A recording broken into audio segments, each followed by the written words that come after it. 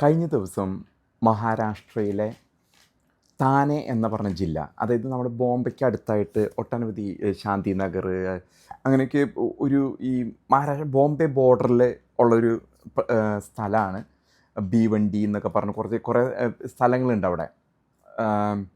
അപ്പോൾ ഈ താനയിൽ നിന്ന് ഒരു അമേരിക്കൻ US ആർമി മേജറിനെ ഇന്ത്യൻ സർക്കാർ അറസ്റ്റ് ചെയ്തു.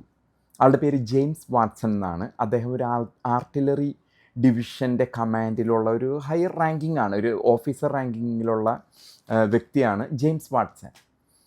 അപ്പോൾ ഇദ്ദേഹം അവിടെ വന്നത് ഒരു മതപരിവർത്തനം, അദ്ദേഹം ബിസിനസ് വിസയിലാണ് ഇന്ത്യയിൽ വന്നത്.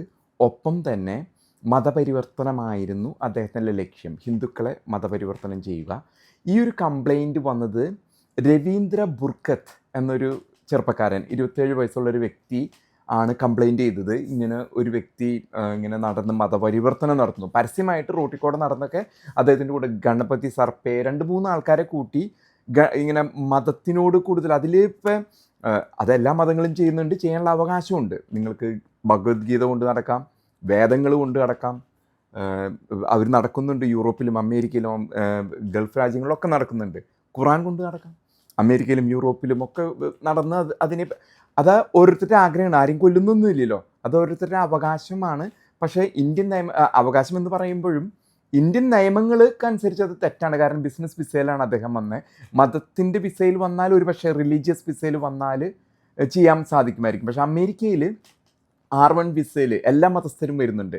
ഞാൻ കണ്ടിട്ടുള്ളതാണ്. R1 വിസയിൽ വരുന്നു ഇപ്പം ഇമാമുമാർ, സന്യാസികൾ, ഈ മതത്തിൻ്റെ ഇതിലേക്ക് വേണ്ടി കത്തോലിക്ക സഭയുടെ അച്ഛന്മാർ, പാസ്റ്റർമാരൊക്കെ അമേരിക്കയിൽ വരുന്ന R1 വിസ എന്ന് പറയും. ചിലത് കുടുംബമായിട്ട് കിട്ടും, അവർക്ക് പിന്നീട് ഒരു 5-6 കൊല്ലം കഴിയുമ്പോൾ ഗ്രീൻ കാർഡൊക്കെ കിട്ടും കുടുംബടക്ക്. ആ വിസയിൽ വന്ന് ചാടി ജോലി ചെയ്യുന്നവരും ഞാൻ കണ്ടിട്ടുണ്ട്. R1 വിസയിൽ വന്നിട്ട് കുറച്ച് മതസ്ഥർ, പല മതത്തിൽപ്പെട്ടവരും ജസ്റ്റ് ഒന്ന് അമേരിക്കയിൽ കടക്കാൻ വേണ്ടി ആ വിസ ഉപയോഗിക്കുന്നു, R1 വിസ. എന്നിട്ട് അവർ അവിടെ ചാടി ഈ ജോലി ചെയ്യുന്നു, റെസ്റ്റോറൻറ്റ്സിലും അവിടെ ഇവിടെയൊക്കെ ജോലി ചെയ്യുന്നത് ഞാൻ കണ്ടിട്ടുണ്ട്. ഈ ഒരു ജെയിംസ് വാട്സൺ എന്ന മേജറിൻ്റെ പേരിലുള്ള ഈ ഒരു കഥ ഞാൻ മൊത്തം അരിച്ച് പറക്കി കുറച്ച് കോളുകളൊക്കെ ചെയ്ത് അവിടെ ഇവിടെയൊക്കെ വിളിച്ച് അന്വേഷണവും നടത്തി.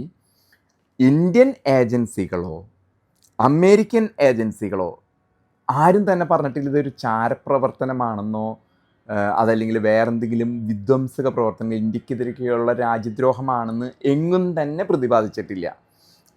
വ്യക്തമായിട്ടും അദ്ദേഹം പരസ്യമായിട്ട് മതപരിവർത്തനം, അതായത് ഹിന്ദുക്കളെ ക്രിസ്ത്യാനിയിലേക്ക് മാറ്റുന്ന ഒരു മതപരിവർത്തനം. ഞാനിപ്പോൾ തൊട്ട് മുമ്പ് ഒരു ABC മലയാളം എന്ന ചാനൽ കാണായിരുന്നു. എന്തൊരു താങ്ങണേ!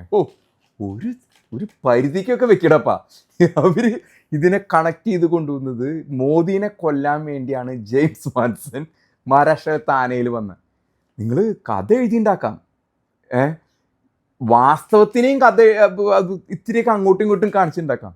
എന്നാൽ ഇത്ര ഒരു പരിധിയിലേക്ക് നിങ്ങൾ അങ്ങോട്ട് പോയി കഴിയുമ്പോൾ ഒരു മലയാളികളോടല്ലേ നിങ്ങൾ സംസാരിക്കുന്നത്?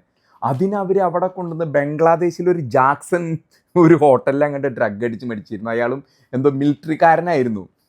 ഈ ലോകത്ത് പല ആൾക്കാരും യാത്ര ചെയ്തുകൊണ്ടിരിക്കുന്നുണ്ട്. ചിലർ ഡ്രഗ് അഡിക്റ്റായിട്ട് എത്രയോ ആൾക്കാർ എത്രയോ ഹോട്ടൽ മുറികളിൽ പല രാജ്യത്തും മരിച്ച് വീഴുന്നു. ജാക്സൺ മരിച്ചത് മോഡി ചൈനയിൽ പോയ ദിവസം. ഇവരുടെ കഥ എഴുത്തിൻ്റെ ഒരു ഭംഗി കാണണം.